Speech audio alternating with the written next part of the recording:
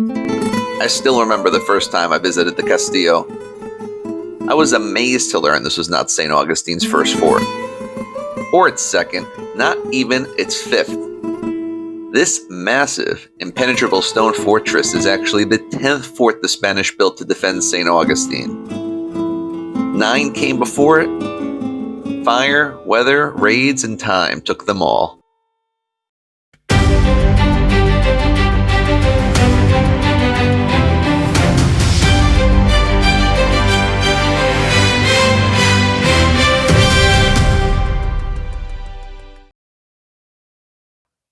I'm Alex from St. Augustine Experiences, and today we are exploring the history of the Castillo de San Marcos, how it came to be, why it's still standing, and what it took to build something that has never, not once in over 330 years, been taken by force. But first, to understand why the Castillo matters, you have to understand what came before it and why it all failed. When Pedro Menendez de Avilés founded St. Augustine on September 8, 1565, he knew he needed protection immediately. The French had already established Fort Caroline up the coast near present-day Jacksonville, and Menendez was expecting an attack. This wasn't just a colonial outpost, it was a strategic lifeline. The treasure ships sailing back to Spain from Mexico and South America passed right along these waters. If enemies controlled St. Augustine, they controlled the route. Within 2 days of arriving, the Spanish threw together their first fort. It wasn't much. A large wooden house the local Timucuan Indians gave them, surrounded by a hastily dug ditch and some earthen walls.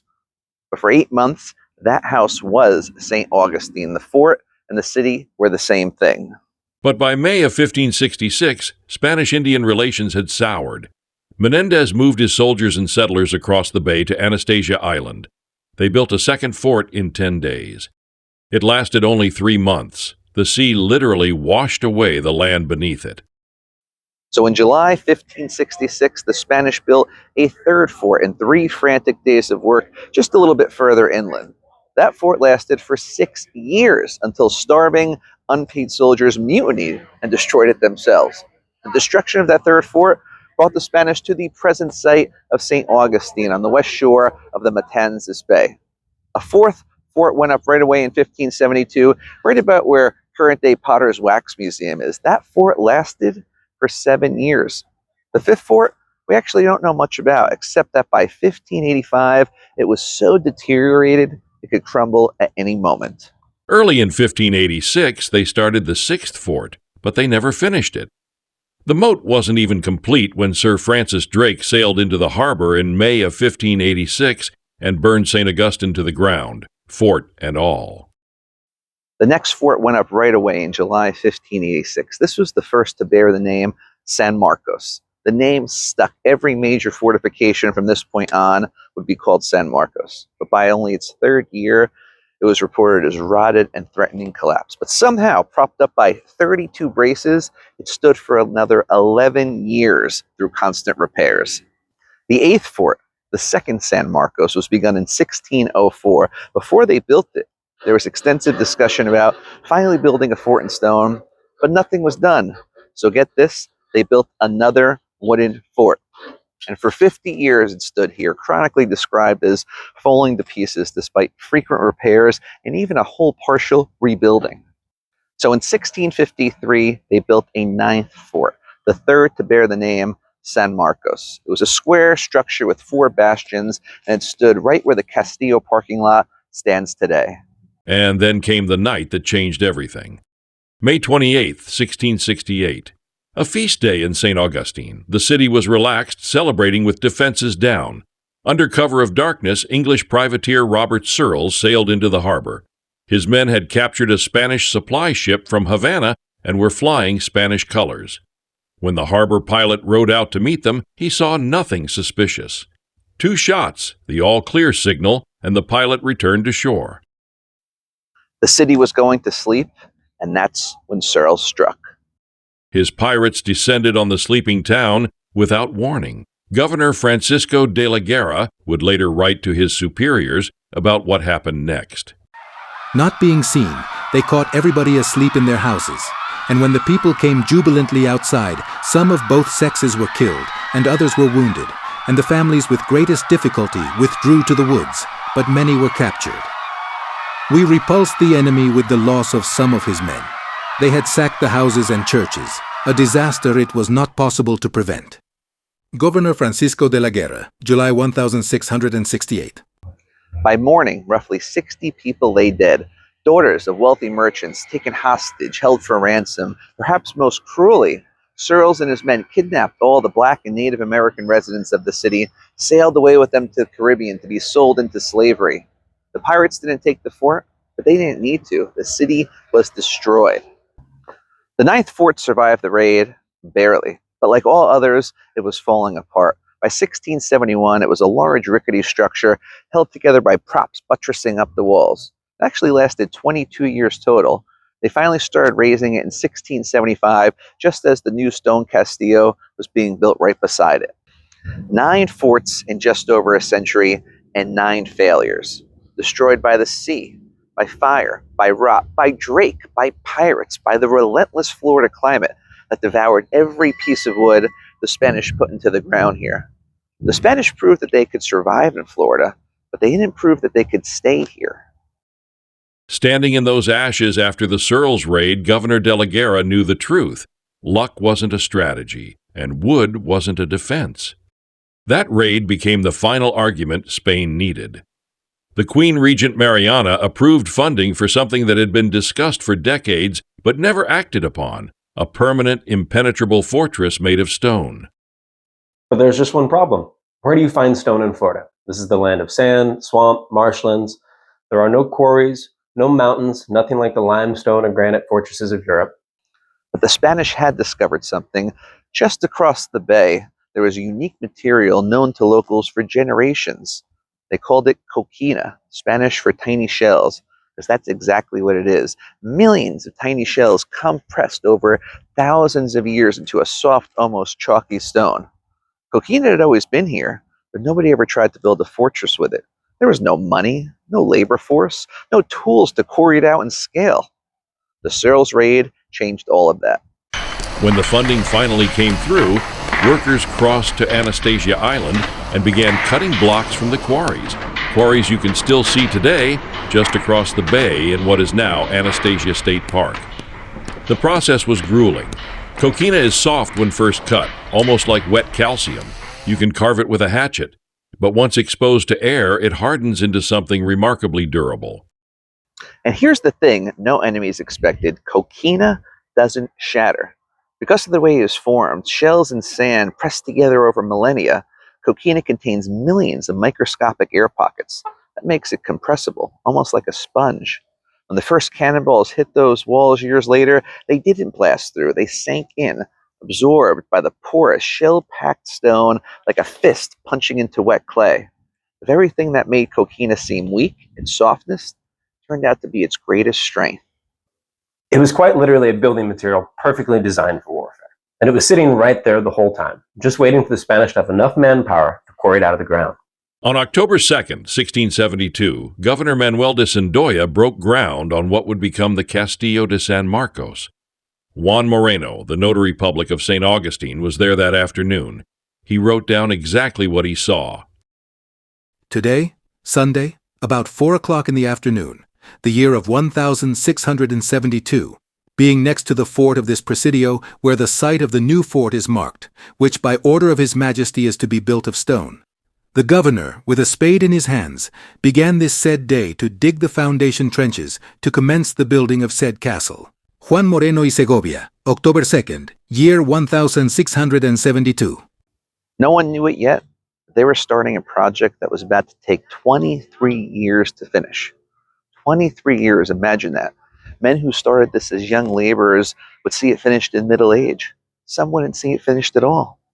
The workforce was as diverse as the colony itself. Enslaved Africans, free black laborers, indigenous workers from the nearby Spanish missions, Spanish soldiers, convicts, skilled masons and engineers brought over from Havana. All of them working side by side in the Florida heat, cutting stone, mixing mortar made from crushed oyster shells, hauling blocks across the bay. Construction was often interrupted. Disease outbreaks, funding shortages when money from Mexico or Cuba was late to arrive or didn't arrive at all sometimes. The workers were often hungry, sometimes unpaid, fighting the same heat and rot and insects that had destroyed 9 wooden forts before. And yet, the walls kept on rising. In 1695, the 10th fort was finally complete. After 9 wooden failures and over a century of struggle, St. Augustine finally had a fort that could stand the test of time. The Castillo didn't have to wait long to prove itself. In 1700, the Spanish King Charles II died without an heir, triggering the War of Spanish Succession. This European conflict, known as Queen Anne's War in the Americas, spilled over into colonial territories, leading to armed conflict between the English and Spanish in North America. South Carolina's Governor James Moore used the outbreak of war as justification to launch an invasion against the Spanish settlement. In 1702, just 7 years after the completion of the Castillo, Moore led an English force down to take St. Augustine. This wasn't just a raid, it was a full-on invasion. Moore brought men, ships, and enough firepower to level the city. When the English arrived, Spanish knew they couldn't defend the town, so they retreated. Soldiers, civilians, about 1,500 people plus their animals crammed into the Castillo, praying that the new walls would hold against this attack. The English surrounded the fort and opened fire. Cannonballs flew. For over 50 days, Moore's forces bombarded the Castillo, trying to crack those coquina walls. For over 50 days, 1,500 men, women, and children huddled inside those walls. On Christmas Eve, Governor Jose de Zúñiga tried to lift their spirits. He ordered harps and lutes to play music and gave the soldiers a holiday bonus the treasurers swore they couldn't afford. "I'll worry about that next year," the governor replied. But the walls held. The cannonballs sank into the coquina just as the Spanish had hoped. They didn't shatter, they absorbed. And then, on December 26th, the lookouts spotted 4 ships on the horizon. Spanish relief from Havana, the siege was finally over. Moore was forced to burn his own ships and retreat overland to Carolina, but not before burning St. Augustine to the ground. Every wooden building, every home, every church destroyed. A merchant from Charleston named Michael Cole wrote home about the failed siege. The forces from St. Augustine is returned hither without any success, after 8 weeks laying siege to the fort. They set fire to the town of St. Augustine, with their churches and abbey, and reduced it to ashes. Michael Cole, letter to William Blathwayt, February 1703. When the smoke cleared, the Castillo was the only structure still standing in St. Augustine. Everything else was ash. The coquina proved itself in its first big test. That 1702 siege wasn't the last test. 38 years later, in 1740, British General James Oglethorpe tried again, this time from his base in Georgia. Another siege, another bombardment, and this time nearly 1,000 civilians crammed inside the fort alongside the soldiers.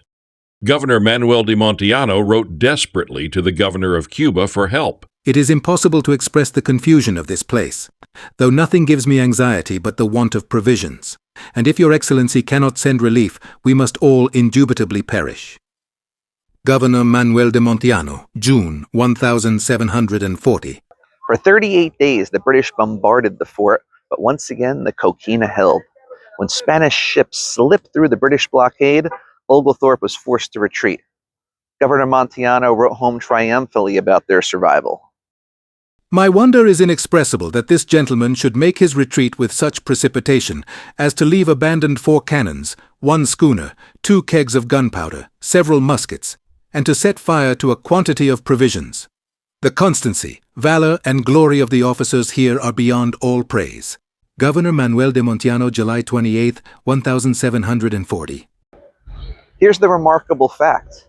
In over 330 years, the Castillo has never been taken by military force. It's been besieged, it's been bombarded, it's weathered hurricanes that would destroy anything made of wood, and it's still standing. But it has changed hands.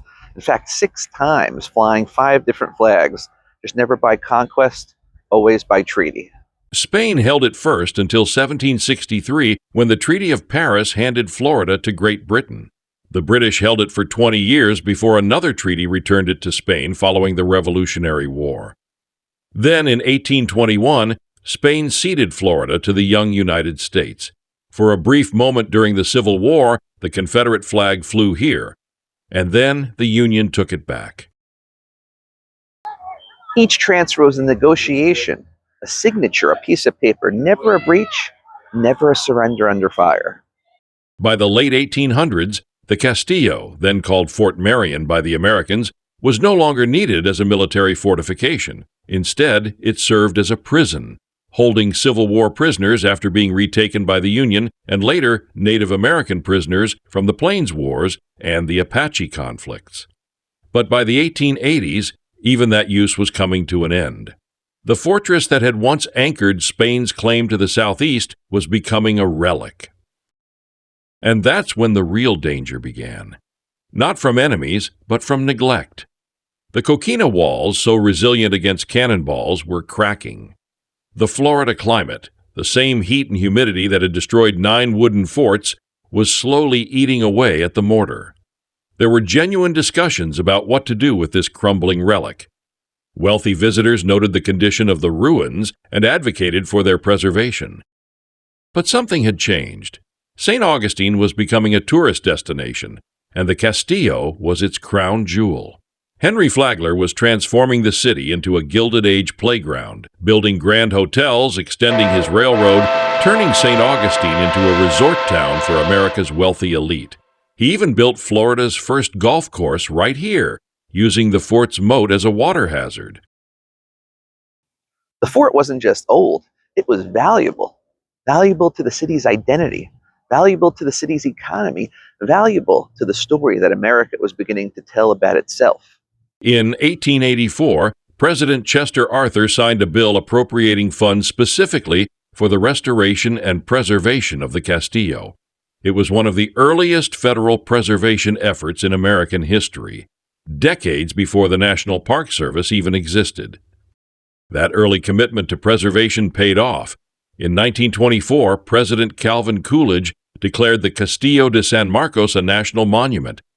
9 years later, in 1933, the National Park Service took over management, and they've protected it ever since.